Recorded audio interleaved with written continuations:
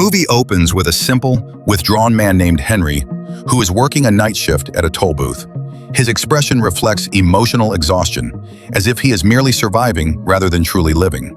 When Henry returns home in the morning, his wife Debbie confronts him emotionally.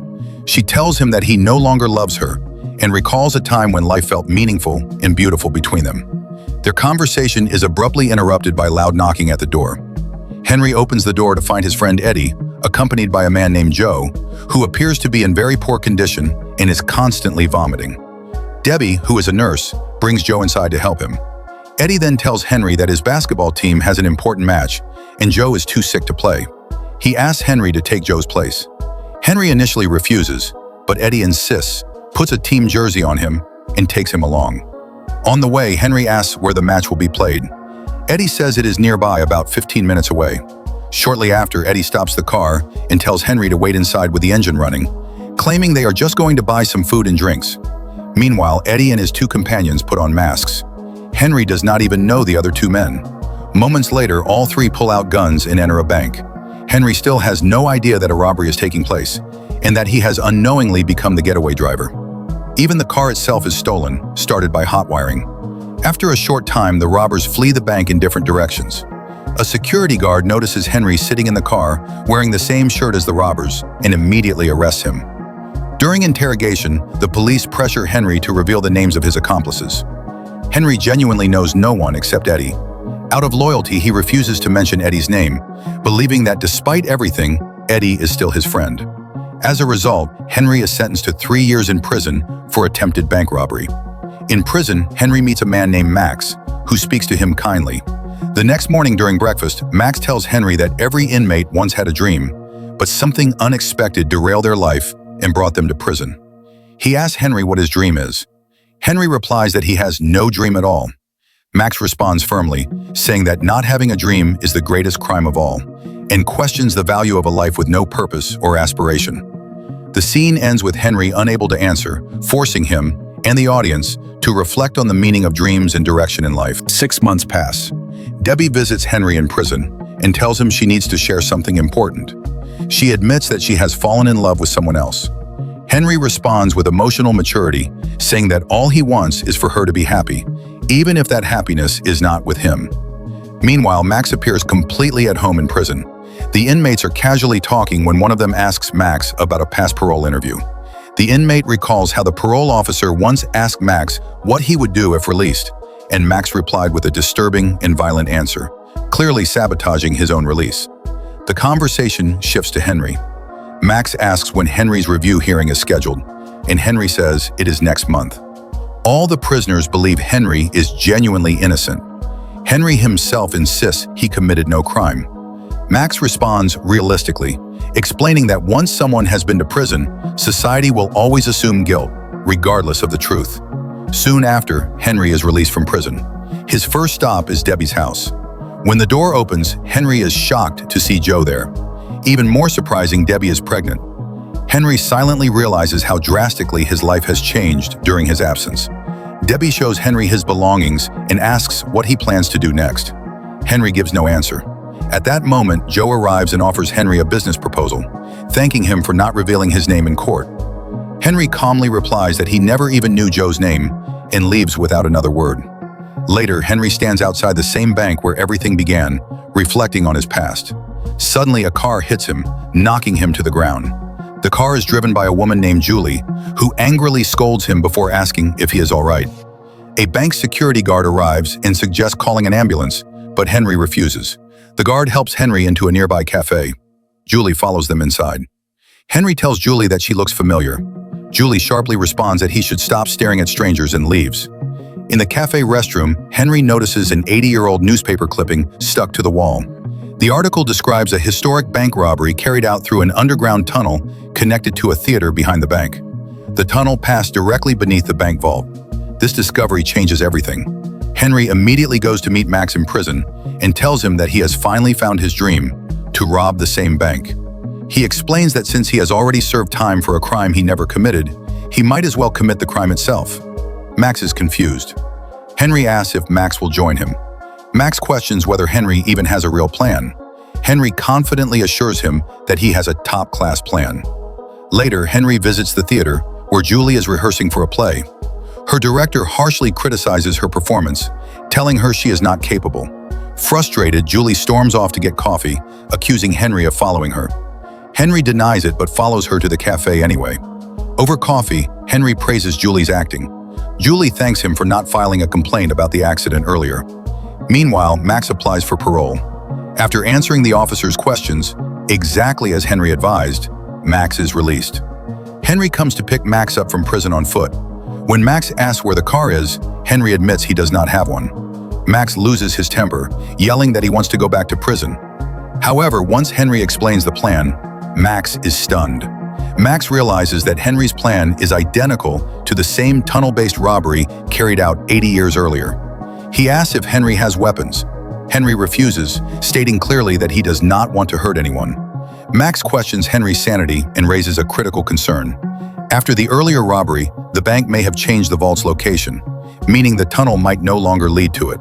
To confirm this, they decide to visit the bank together. Henry and Max visit the bank and meet with the assistant manager. As they enter, the security guard watches them closely. During the conversation, Max skillfully steers the discussion and cleverly confirms a crucial detail. Since the bank was built, the vault has never been moved from its original location. He does this so naturally that the manager never suspects he is speaking to potential future robbers. After confirming this, Henry and Max head to the theater to inspect the tunnel. Julie is surprised to see Henry again, and this time Max is with him. Before Julie can question them, Max confidently steps in and claims that he performed many plays in this theater during his youth and has brought Henry along to show him the place. He politely asks if he may look around the theater, and Julie agrees. As they walk inside, Julie asks Max which plays he performed there. Without hesitation, Max casually mentions Shakespeare, impressing her. He then asks for permission to explore every corner of the theater, which he is granted. Once Max leaves to look around, Julie quietly asks Henry if the old man is his father. Henry quickly clarifies that Max is just a close friend. Meanwhile, a theater staff member escorts Max backstage and brings him to the door, leading to the tunnel. Max carefully inspects the entrance and mentally notes its condition. Back with Julie, she asks Henry what he does for a living. Henry answers honestly that he was recently released from prison and is currently not doing anything. Julie is shocked and asks why he went to jail, assuming he must have committed a serious crime. Henry calmly responds that it is a long story and that he will tell her another time. They then make plans to have dinner together that evening. Later at home, Max tells Henry that the tunnel passes through the wall of the green room, meaning they will have to gain access to that room no matter what. However, Henry is distracted, focusing only on getting ready for his date with Julie. He asks Max how he looks. Max laughs and tells him that he looks exactly the same as always and encourages him to go enjoy his date, suggesting they will focus on planning later. During their date, Julie tells Henry about her ambition. She wants to become a famous actress and dreams of a time when everyone will recognize her name. In response, Henry finally tells Julie the complete truth, how he ended up in prison and how he now genuinely plans to rob the bank. Julie is shocked by the plan, but instead of pulling away, she begins to feel a deeper connection with Henry. That night, they return home together, and their relationship grows significantly closer. The next morning, Henry and Julie visit Max's house. Max is clearly unhappy to see Julie involved. Henry reassures him, saying that she will be working with them. However, Max pulls Henry aside and angrily questions why he revealed the entire plan to her. Later, during a meal, Julie asks Max what he was in prison for. Max bluntly replies that he committed multiple murders. When Julie asks if he was not afraid of being caught, Max casually responds that he actually likes prison, calling it his favorite place. On the way back, Henry and Julie come up with the idea of holding auditions at the theater, which would allow them to spend more time there without raising suspicion. Shortly afterward, Max proposes a more effective plan. Remove the actor currently using the green room and give that role to Henry. This would allow them to continue digging without anyone noticing. Henry hesitates, admitting that he cannot act. Max flatters and manipulates him, insisting that Henry is a natural actor and perfect for the lead role. Soon after, the original actor mysteriously quits the play, claiming he has landed a major film role. Though in reality, Max has deceived him into leaving. When Julie learns the truth, she becomes furious, accusing them of destroying her career. Despite this, Henry auditions for the role and is selected, making their plan even easier to execute. However, Max soon realizes that digging the tunnel is not a two-person job. They decide to bring Joe into the operation. After hearing the plan, Joe agrees. But when he sees the tunnel, he suggests simply using guns and robbing the bank directly. Max immediately rejects the idea, stating they are not interested in reckless, amateur crime. Slowly, the work progresses. Alongside the robbery preparation, Henry becomes increasingly serious about his acting role. At this point, Henry is no longer motivated solely by money. He wants to change his life and become someone new. One night, while returning home, Henry is stopped by the same bank security guard who had previously arrested him. The guard accuses Henry of being involved in the earlier robbery and claims he has seen him repeatedly going behind the bank toward the theater.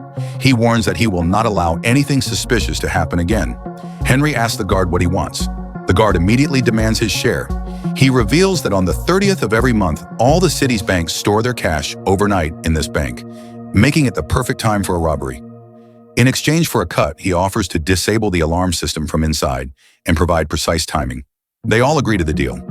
The next day during rehearsal, the director harshly criticizes Julie. He tells her that she has never truly loved anyone and never had her heart broken, which is why her performance lacks emotional depth. He claims that without real emotional experience, she will never become a true actress. A 5-minute break is announced. Julie goes to the restroom and breaks down in tears. Henry follows and asks if she is okay. Overwhelmed, Julie bursts into tears, emotionally questioning whether she is supposed to destroy herself just to understand love. Julie breaks down emotionally, insisting that she must become an actress. Henry reassures her, telling her that she does love him. She just has not realized it yet, and that he truly believes she will become a great actress one day. In an emotional moment, they move closer and kiss. That night, Henry and Max finalize the robbery plan. Suddenly, there is a knock at the door. When Henry opens it, he finds Joe and Eddie standing outside. Joe looks badly beaten. Eddie explains that Joe has told him everything, and now Eddie wants in on the plan. Max immediately dislikes Eddie and bluntly asks who this idiot is. Eddie smugly claims he knows everything and that they have no choice but to include him. Max orders him to leave, but Eddie mocks him by calling him an old man. This pushes Max to the edge, and he lunges at Eddie. Henry barely manages to stop the fight. The next day, Henry and Max go to the theater and learn that the show will open in just a few days. This news deeply worries Henry. He admits that he no longer wants to go through with the robbery because he has fallen in love with Julie. Robbing the bank would mean running away, and he does not want to leave her behind. Max grabs Henry and reminds him harshly that Henry was the one who brought him out of prison for this job. Max says he has spent his entire life talking and wasting time behind bars, and now that he is finally free, he wants to leave a mark, no matter what. That night, Henry meets Julie and tells her the truth. The bank robbery will happen on the same day as the play, and afterward, he plans to run away to California. He tells her she wants to work in Hollywood and asks her to meet him there. Julie explodes in anger. She accuses Henry of manipulating her emotions just to gain access to the theater. She says she will never meet him again and blames herself for falling in love with a criminal. Soon, the day of the show and the robbery arrives. The director motivates the actors, telling them that this is their moment to leave an impression. Only 10 minutes remain. At the same time, the cash transport truck arrives at the bank exactly as the corrupt guard had predicted. Henry performs confidently on stage. At the right moment, he leaves the play to assist his partners. Everything unfolds according to plan.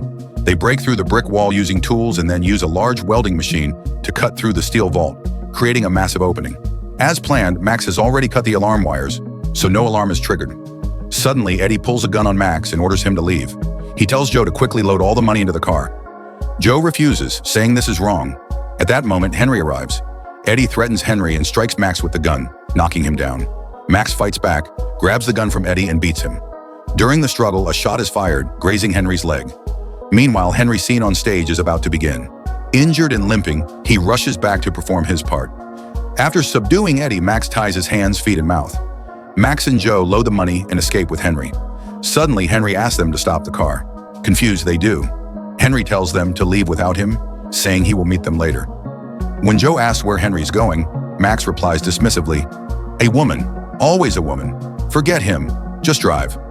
Henry runs back to the theater. Julie is performing on stage when Henry, limping, climbs onto the stage mid-scene. He confesses openly that he cannot leave her, that he truly loves her, and that he cannot live without her. Coincidentally, the play's storyline mirrors the confession. The audience believes it is part of the performance and is completely captivated. The director dims the lights and silently urges Julie to say yes. At that moment, Julie finally realizes that Henry's love is genuine. She does not say anything aloud, but her expressions reveal everything. The audience understands. The moment lands perfectly. In the end, the lover reunites with his beloved. The money has already been stolen. Love is achieved as well. The movie ends here.